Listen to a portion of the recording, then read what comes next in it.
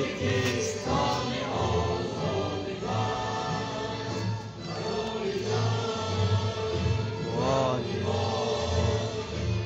از امید رفتگانی ما نشانه‌ای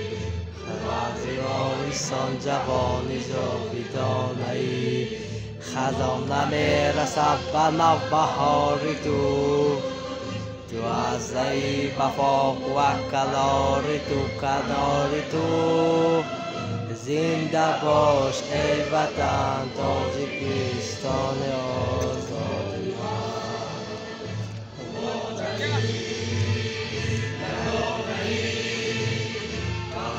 تو بود وفای خاندانی ما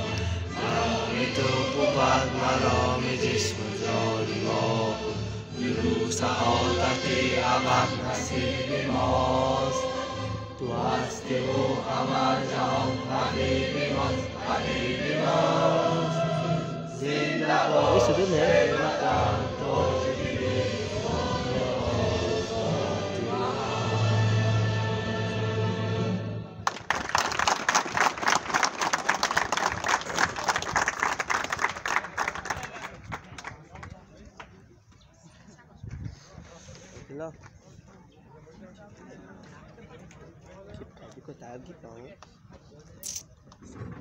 تاریخی تأسیسیابی و رشدی ارتش ملی جمهوری تاجیکستان هر یک کشور دارای ارتش ملی خود است ولی ارتش ملی جمهوری تاجیکستان آن تأسیس داده شد اقتصادی و کشاورزی و آرام داشت نظامیانی هم در این کشور کم بودند بعدی پاش خوردن اتحاد شوروی صرف نظر از آن که کشور را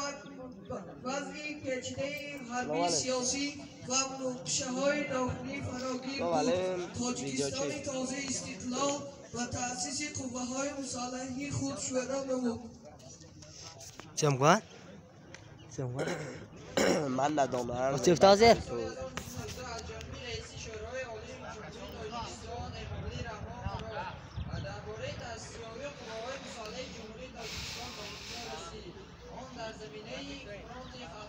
کیف دیگه بله دادم تلفن کردم که درستان ده یه نه انت رئیس پلیات بدنی تلفن رئیس پلیات نبودی استاد ای معلم خشم کردم